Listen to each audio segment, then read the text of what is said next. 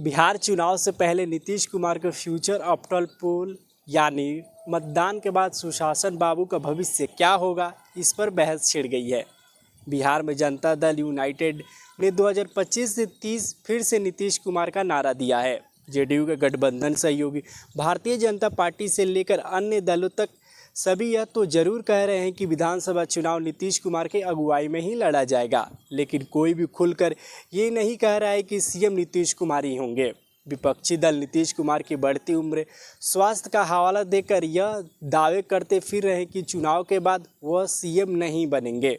नमस्कार, मैं हूं आपके साथ राज सिंह और आप देख रहे हैं न्यूज़ पेज हिंदी। दरअसल एनडीए में शामिल पार्टियां और उनके नेता इस कोशिश में जुटे हैं कि नीतीश कुमार को सीएम की रेस में शामिल रखे रहना है, जबकि विपक्षी दलों के साथ ही एनडीए के अंदर खाने भी नीतीश का विकल्प बनने की लड़ाई छिड़ती दिख रही है। बिहार विधानसभा में विपक्ष के नेता तेजस्वी यादव और जनसुराज के सूत्रधार प्रशांत किशोर के बीच नीतीश कुमार का विकल्प बनने की नूरा कुश्ती चल ही रही है, जो किसी से छुपा नहीं है। अब इसमें लोक जनशक्ति पार्टी रामविलास के प्रमुख और केंद्रीय मंत्री चिराग पासवान का नाम भी शामिल हो गया है, जो आप भली भांति जानते हैं। हालांकि आपको यहां मैं बता दूं कि बिहार की राजनीति में नीतीश कुमार का विकल्प बनने की रेस वैसे तो पहले ही शुरू हो गई थी, लेकिन इसे रफ्तार मिली नीतीश कुमार द्वारा साल 2020 चुनाव में दिए गए एक बयान से। आपको याद होगा कि नीतीश कुमार ने बिहार चुनाव के लिए प्रचार के अंतिम दिन एक चुनावी रैली को संबोधित किया था, जिसमें सुशासन बाबू की ओर से इमोशनल कार्ड चला गया था। अपने संबोधन में नीतीश कुमार ने कहा था कि यह मेरा अंतिम चुनाव है।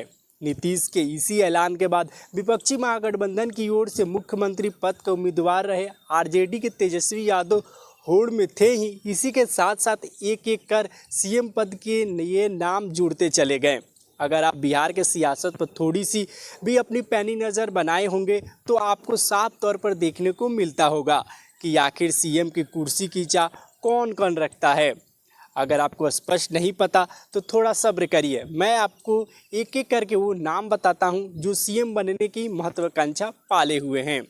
सबसे पहले इस लिस्ट में आते उपेंद्र कुशवाहा, जो कभी नीतीश कुमार के बड़े ही खास हुआ करते थे, राइट हैंड माने जाते थे। लेकिन आज दोनों नेताओं की राहें अलग है, लेकिन मंजिल एक, सीएम की कुर्सी। आपको याद होगा कि उपेंद्र कुशवाहा का नीतीश से संबंध बनता और बिगड़ता अक्सर देखा गया है। पहली बार नीतीश से रिश्ते खराब हुए तो उपेंद्र कुशवाहा ने राष्ट्रीय लोक समता पार्टी का गठन कर लिया और संबंध सुधरने के बाद फिर से नीतीश कुमार की पार्टी जेडीयू में अपनी पार्टी का विलय कर दिया। फिर संबंध बिगड़ने पर नीतीश से अलग होकर राष्ट्रीय लोक मोर्चा का गठन कर लिया और फिलहाल नीतीश कुमार कुशवाहा से अलग है, लेकिन एनडीए गठबंधन का हिस्सा जेडीयू और आरएलएम दोनों ही हैं।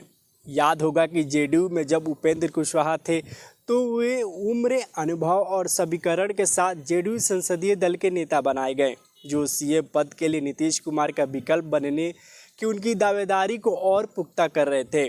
उपेंद्र कुशवाहा कोरी वर्ग से आते हैं, जो नीतीश कुमार के लव कुश यानी कुर्मी कोरी समीकरण में बिल्कुल फिर बैठते हैं। उपेंद्र कुशवाहा को नीतीश के विकल्प के तौर पर भी देखा जाने लगा था, लेकिन तस्वीरें बदल गईं। नीतीश के एनडीए का हाथ छटक आरजेडी से गठबंधन कर लेने के बाद वह पार्टी में हाशिए पर चले गए, नीतीश कुमार के खिलाफ मुकर हो गए और बाद में पार्टी छोड़ अपना दल बना लिया।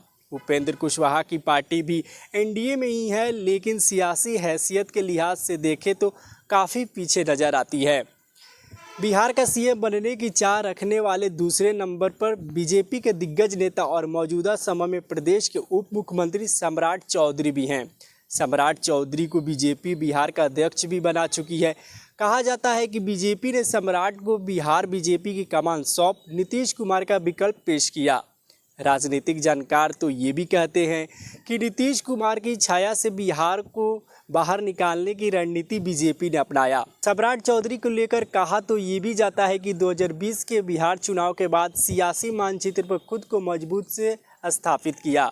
ऊर्जावान नेताओं में गिने जाने वाले सम्राट बिहार में नीतीश कुमार के सबसे मुखर विरोधियों में गिने जाते रहे हैं। मुरेठा सम्राट चौधरी की पहचान से जुड़ा रहा है। बाकायदा सम्राट चौधरी ने कसम भी खाई थी कि जब तक वो नीतीश कुमार को सीएम पद से हटा नहीं देते, मुरेठा नहीं खोलेंगे। सम्राट भूपेंद्र कुशवाहा की ही तरह कोयरी वर्ग से आते हैं। नीतीश कुमार जब महागठबंधन का दामन छटक फिर से एनडीए में लौटे, सम्राट को सरकार में डिप्टी सीएम बनाया गया। तब से नीतीश कुमार के खिलाफ सम्राट चौधरी नहीं बोलते। जाहिर है दोनों मिलकर सरकार चला रहे हैं तो कहाँ विरोध करेंगे, लेकिन सम्राट चौधरी के दिल से शायद ही सीएम की चाह गई होगी। सीएम की होड़ में प्रशांत किशोर भी हैं। इनकी भी चाह कहीं ना कहीं कुर्सी की ही है, लेकिन प्रशांत किशोर इसे नकारते रहे हैं। उनका कहना है कि बिहार को विकसित करना है, बिहार को विकसित बनाना है, पलायन रोकना है। कभी नीतीश कुमार के काफ़ी करीबी हुआ करते थे, लेकिन आज नीतीश कुमार का राजनीतिक तौर पर सबसे कट्टर विरोधी बने हुए हैं। प्रशांत किशोर को लेकर कहा जाता है कि लोकनायक जयप्रकाश नारायण के शिष्यों के दौर से आगे निकल रही बिहार की सियासत के प्रमुख युवा चेहरों में से एक हैं।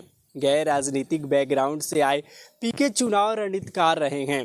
2015 के बिहार चुनाव में नीतीश की अगुवाई वाले महागठबंधन को एनडीए का विजय रथ रोककर जीत दिलाने में अहम भूमिका निभाई थी। इसके बाद प्रशांत किशोर जेडीयू में शामिल होकर सियासी डेब्यू किया। ज्वाइनिंग के महीने भर के अंदर ही नीतीश कुमार ने उन्हें उपाध्यक्ष बना दिया। पीके जेडीयू में नीतीश के उत्तराधिकारी तक माने जाने लगे थे, लेकिन यह सफ़र अधिक लंबा नहीं चला।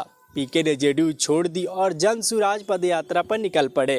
पीके अब जनसुराज पार्टी के साथ चुनावी रिंग में उतर आए हैं और लगातार बिहार के सत्ताधारी गठबंधन को घेरने के साथ ही लालू परिवार पर भी हमलावर हैं। पीके की कोशिश जनसुराज के रूप में बिहार को एनडीए और महागठबंधन से अलग एक तीसरा विकल्प देने की है। पीके के नाम भी सीएम पद के लिए नीतीश का विकल्प बनने की होड़ में शामिल माना जा रहा है। इस लिस्ट में केंद्रीय मंत्री और एलजेपीआर के राष्ट्रीय अध्यक्ष चिराग पासवान का नाम भी शामिल है। ये भी बिहार का भविष्य बनना चाह रहे हैं, ऐसा सियासी गलियारों में चर्चा जोरों शोरों से चल रही है। चिराग ने तो बाकायदा बिहारी फर्स्ट का नारा देकर बिहारी युवाओं को अपने पाले में लाने की पूरी रूपरेखा बना रखी है। कहा जाता है कि बिहार में सम्राट चौधरी और पीके के मजबूत सियासी उभार के पहले सीएम के लिए जिन युवा नेताओं को मजबूत दावेदार माना जाता था, उनमें तेजस्वी यादव के साथ ही चिराग पासवान का नाम भी शामिल था। आपको याद होगा कि चिराग ने 2020 का चुनाव अकेले लड़ने का फैसला किया था, तो इसे भी अपनी बार्गेन पावर बढ़ाने की तीसरी ताकत के रूप में उभरने की कोशिश से जोड़कर ही देखा गया था। हाल ही में चिराग पासवान ने आरा के शाहबाद में एक रैली को संबोधित किया था, जिसमें उन्होंने कहा था कि बिहार विधानसभा चुनाव 2025 में 243 सीटों पर चुनाव लड़ेंगे, जिसके बाद से सियासी हलचल बढ़ी हुई है। चिराग के इस बयान को उनके सियासी महत्वाकांक्षा से ही जोड़कर देखा जा रहा है। वहीं चिराग पासवान का यही कहना है कि हमारा गठबंधन सिर्फ बिहार की जनता से है। उनके इस बयान को फिर से सीएम रेस में उतरने का संकेत बताया जा रहा है और उनकी पार्टी पहले ही सीएम फेस के तौर पर उन्हें प्रोजेक्ट कर रही है। हालांकि चुनाव होने के बाद ही पता चल पाएगा कि किस नेता के सिर पर बिहार का मुकुट सजेगा। ये तो समय पर छोड़ देते हैं, लेकिन आप हमें कमेंट करके बताइए आपको कौन सा नेता बिहार के लिए सही लगता है। आप किस नेता को मुख्यमंत्री बनते देखना चाहते हैं। अगर ये वीडियो आपको अच्छी लगी हो तो लाइक करिए और न्यूज़ पेज हिंदी को सब्सक्राइब करिए। जय बिहार, जय बिहारी, नमस्कार।